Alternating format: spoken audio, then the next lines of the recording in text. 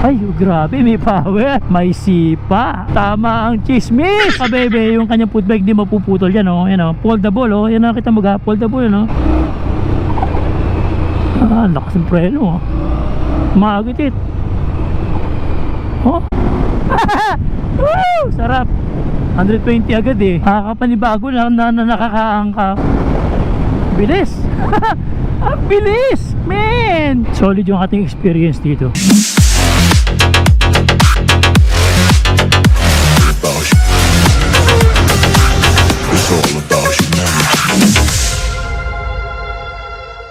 Bago mo simulan ang video ko ito, meron isang gusto sabihin. Yung helmet ko, hindi bagay sa Indian Scout Bobber na motor. Yan o. Shout out kay Boss Renz. So, thank you kay Boss Renz. Siyempre sa Ducati Access Plus Batangas sa pagpapahiram ng motor. Yan. Si Doc Renz, si Boss Renz pa ang iningi tayo ating cameraman. Yo! Boss Renz! Yeah! Yan o. Baby! Sinama ko na sa... Ito na mga ka-baby, ating cameraman kanina. Yan, boss, thank you ha. What man? Always. Thank you. Yeah, baby. Wow! Ako pa yung bago, baba.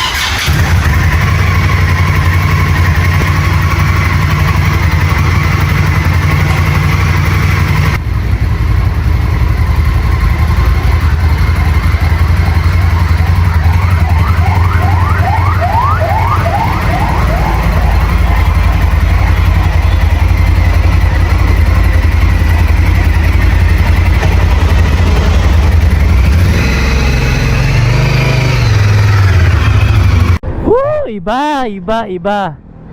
Ibang anggulo mga ka-baby, nasa ibang mundo tayo ngayon. Ang init, hindi ako nakapagdala ng gloves. Tiis, pogi muna tayo ngayon. Tiis mga ka-baby. Hindi naman ito ang first time natin na makagamit ng isang bobber. First time natin makagamit ng bobber ay yung pinahiram tayo ng tropa. So shout out kay Papa Reynan Magnaye.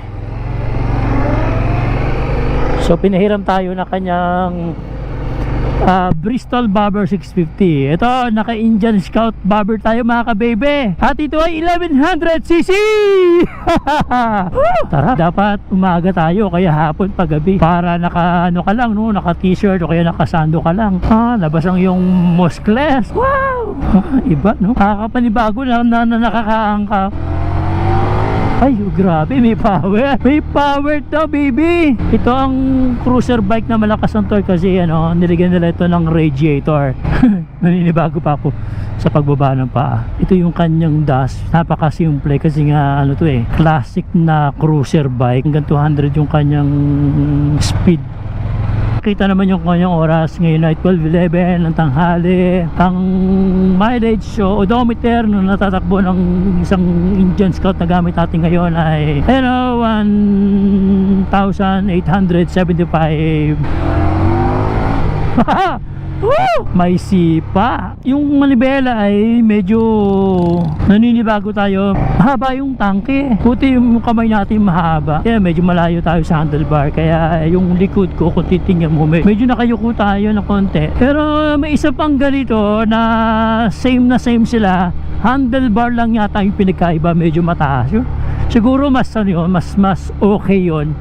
Mas masarap ang dating pag ito, parang sporty to medyo may attack mode. Ang ganda ng yung kanyang side mirror, pang classic talaga. Akala mo naka-scrambler tayo. Naka-itsura na to kung naka-spokes yung kanyang mags, yung kanyang rim. Tama sabi ni Boss Renz cruiser bike pero takbuhang naked bike. Hindi nga pala ito naka-quick shift na kailangan mo mag-clutch, baby. Tama ang chismis, malakas. Sarap. Sarap.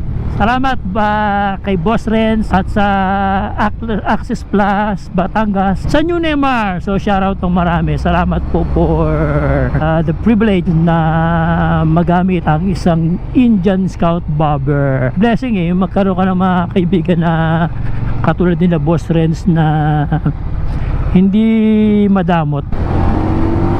Hindi ka mabibitin pala dito. Bira para tayong naka sports.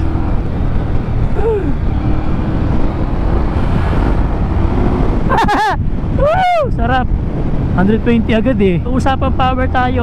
Cruiser bike na mayroong totoong power. May power talaga siya, baby, oh. Kita mo naman yung odometer niya, yung kanyang speedometer, mabilis umakyat. Magla-lunch muna tayo sa may Hannes Farm. Tapos dadalhin natin yung motor nito sa Banoy. Segunda ha.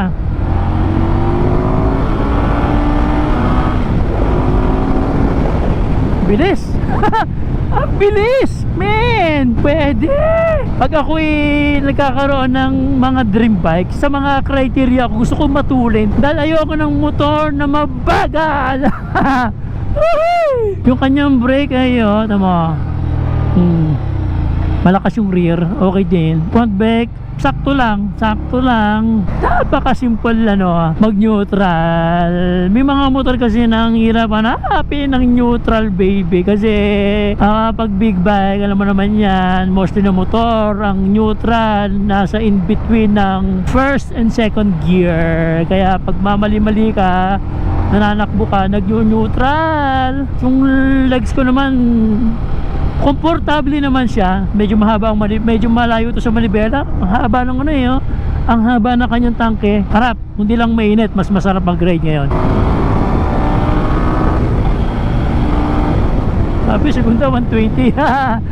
Lalampas pa, hindi pa sagad eh. Mukhang nakaka-enjoy ang motor nito. Dito magpapaiwan, pwede kang huli, nasa dulo ka, pero di ka maiiwan. Kita ko yung power eh. Segunda 120 plus, not bad sa isang cruiser bike. Sarap merong ganito. Tapos yung kanyang rear, pangalan ko pwede lagyan ng pillion seat to eh. Nakakita ko dito na may pillion seat. Actually, yung mga cruiser bike, ginagamit to sa mga malalayo. Bilang long ride din to. Iba lang syempre ang suspension ng cruiser bike sa adventure touring bike.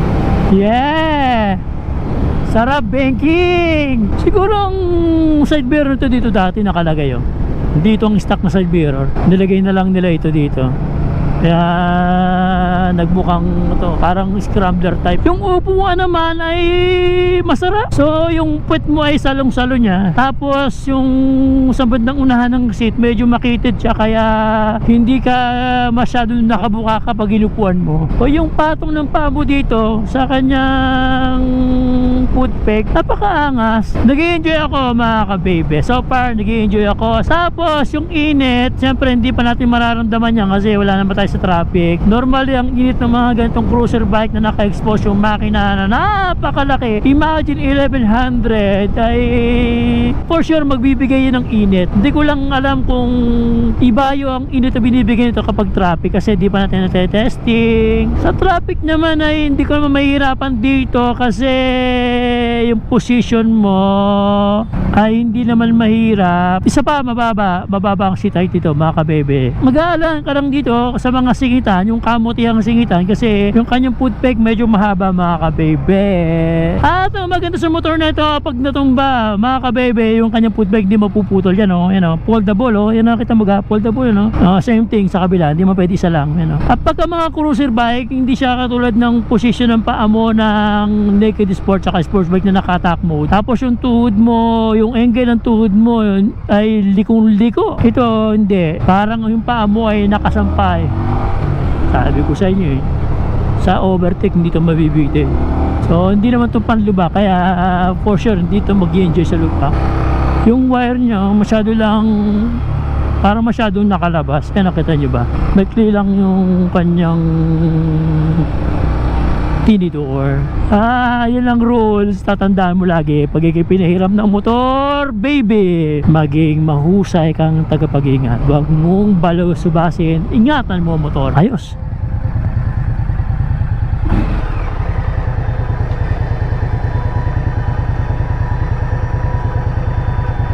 Yo.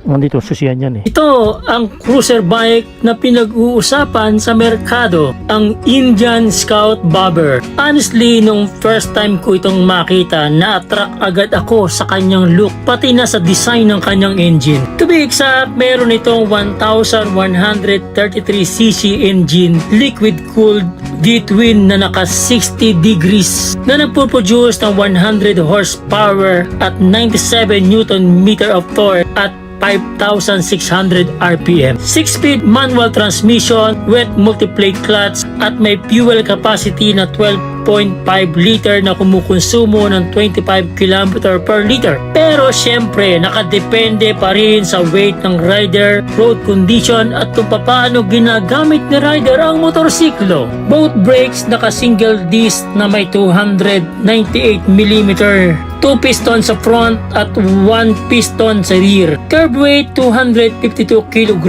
seat height 649mm, kaya abot na abot ng karamihang Pinoy riders. Ground clearance 129mm, 16 inches nga pala ang size ng wheels nito sa harap at sa likod, na may size ng gulong na 130 by 90 sa front at 150 by 80 sa rear. Sa suspension naman ay naka-telescopic fork na may front travel na 120mm at sa rear ay naka-dual shocks na may rear travel na 51mm. Headlight halogen, pero syempre pwede mo itong palitan ng LED, pero ang taillight at turn signal ay naka-LED na. Usapang panel naman tayo, yung kanyang speedometer, tachometer, trip meter, odometer ay naka-digital na bagay naman sa kanya. Pero baka mag-alala, di tulad ng motor ko, meron naman itong fuel gauge. At kung ikaw ay talamak na babaero, hindi ito pwede sa'yo dahil yan o, kitang-kita mo naman, wala itong pillion seat, pero pwede mo itong palagyan. Huwag kang mag-alala, for sure, makikita naman kayo ng jowa mo. Sure yun, safe kang makakauwi dahil may ABS naman ang brakes nito. Hindi masyadong pogi ang huni nito dahil naka-stock exhaust pa ito, pero for sure kung papalitan mo ito ng aftermarket na exhaust, yung mas maingay pa sa misis mo at sabihinan mo, for sure, legit na head turner ang motor nito dahil naka-split dual exhaust with crossover ang tambucho nito. At ang pinaka-climax ng specs ay ang presyo na tumataginting na 999 kyaw.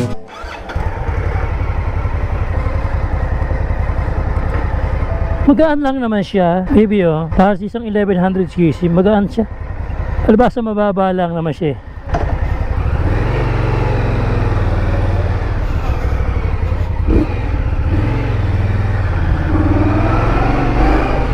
Testing natin yung brake niya.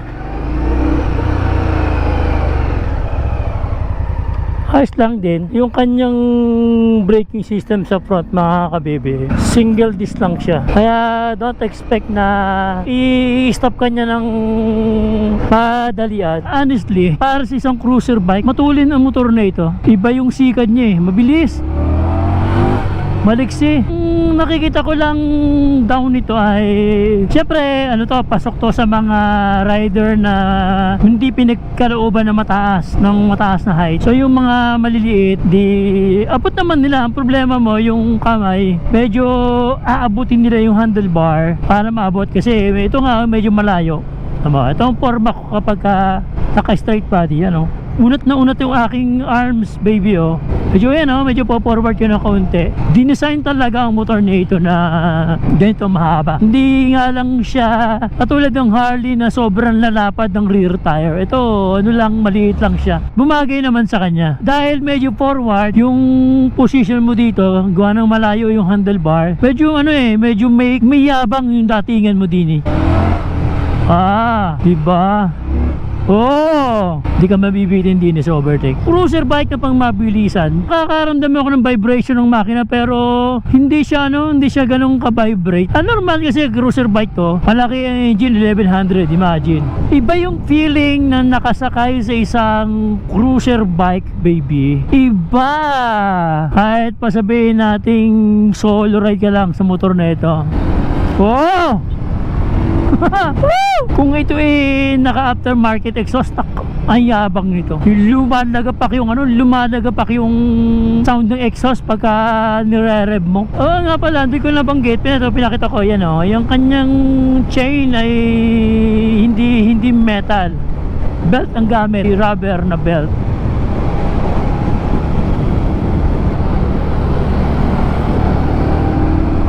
So yung gulong nito ay hindi talagang makinis na pang road, kaya kung medyo may nararamdaman kang nginig eh dahil sa gulong, not because of the engine. Yung gulong nito kasi mga ka-baby, parang ano eh, may mga spike. Ang kulit ko, paulit ako eh. Sinabi lang may power eh, ayaw mo maniwala, may power! Pabulig-bugan kita eh. Woo! Sarap. Mabilis-bilis ang pagkukruise mo rito. Nice. Sandali lang yung 120 eh. Nag-i-enjoy ako sa motor na ito. Nag-i-enjoy ako. Pwede to Bicol balikan. Ha? Grabe yun. Pag binigyan mo ng acceleration, bibigyan ka talaga niya ng ano eh, bibigyan ka niya ng power. Ate! Ate! Malayo pa lang, sumignal ka na. Para ako naka sports bike. Bilis natin, baby. Okay sa akin yung headlight niya. Walang masyadong arte, pero may angas yung dating. Yung kanyang flasher o signal light, eh, classic na classic, oh. So nararamdaman ko na konti yung inat pag ano to, medyo na-traffic tayo. Kasi ba naman, kita mo naman, oh, yung kanyang B-type na engine, yung isang head, eh, oh, nasa ilalim ng betlog natin, eh. At baby, hindi talaga bagay ang helmet ko sa motor na ito. Dapat dito yung mga half face. Pero since wala naman tayong ganitong motor, kaya wala tayong ganyang helmet. Ba, pagbigyan nyo ako. Naka-Angel Scout ako eh. Pugi ko kaya. Fourth, fifth. So legit hanggang 6 gears siya. Yan na ito Mount Banoy.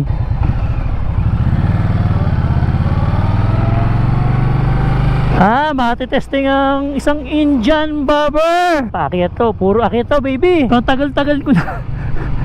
Lumatanda na tayo, tagal na sa Batangas. Ngayon natin maakyat ang Mount Banoy. Grabe na yan. Woo! So yun, nakita nyo naman, yan lang, ating 360 sa likod. Pasok mo na di kalayuan, may checkpoint. Tapos merong entrance fee na 20 pesos. Tapos pipicturan ka, mag-iwan ka na sa valid ID. Ay iisa naman natin valid ID. Kaya yun, babus sa ating driver's license, baby! Woo! Boss Renz, pasensya na. Talaga sinamantala ko na itong Indian Scout mo. Iniakit na natin ng Banoy. Ang tarik, baby! Sisiw, may power, sumisipa. Ang pogi mo pag nakasakay. Scoop po, ano pang hahanapin mo sa motor nere? Try natin kung kaya segunda. Stay in your lane. Segunda, oh. Segunda yan mga ka-baby. Segunda yan. Ay, ganda. Ay, ganda baby. Nasa segunda, oh. Hindi siya hirap sa segunda. Ganda ng bahay dito. Segunda to baby. Parang bali wala segunda eh. Grabe ang taas. Sisiw! Sisiw! Sabi lakas ng naka-segunda. Tamang chill lang segunda. Ito na nga, sabi na eh, dito na yun eh. Parking area.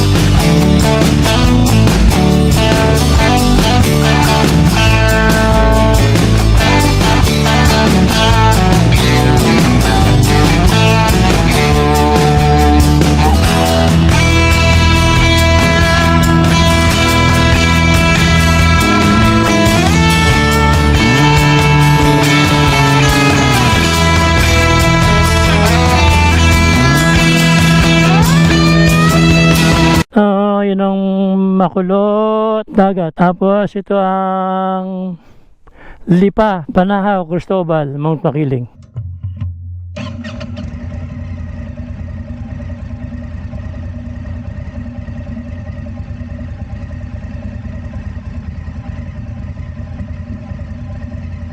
Hindi siya nakakatakot sa downhill kahit biglayin mo. Baby, makasamprelo din. Mapagtitiwalaan mo ang brake. Tapos yung yung ABS gumagana. Tinig nyo mga ka-baby. Makakalampag. ABS. CBN. Lakas ng preno. Maagitit. Solid yung ating experience dito sa Indian Scout. So kinuha natin yung full tank sa Access Plus. So solid natin yung full tank. So malalaman natin kung nakailang kilometers tayo. From Batangas City nagpunta tayo ng Mataas sa Kahoy, tapos punta uli ng Batangas City puntang Banoy, tapos balik tayo Batangas City, baby. So yung ating summary, ating conclusion sa motor na to, this is again the Indian Scout Bobber. Sa totoo lang, nung una kong makita ang brand na ito talaga ang aking impression. Hindi ako interesado kasi yung pangalan Indian, akala ko this bike is made from India. So hindi pala, this is American bike, baby. Indian kasi 'di ba ang Amerika noon ay binubuo ng mga Indian tribes. Kaya yan, tinawag na Indian Scout. Hindi siya made in India, made in America, baby. Kaya ito, matibay ito, baby. Yeah! Shell tayo pagkas natin yung full tank natin. Pinuha natin yung full tank, solid ng full tank.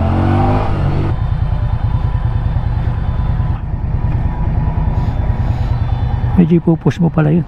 Hindi, teka. 95 full tank.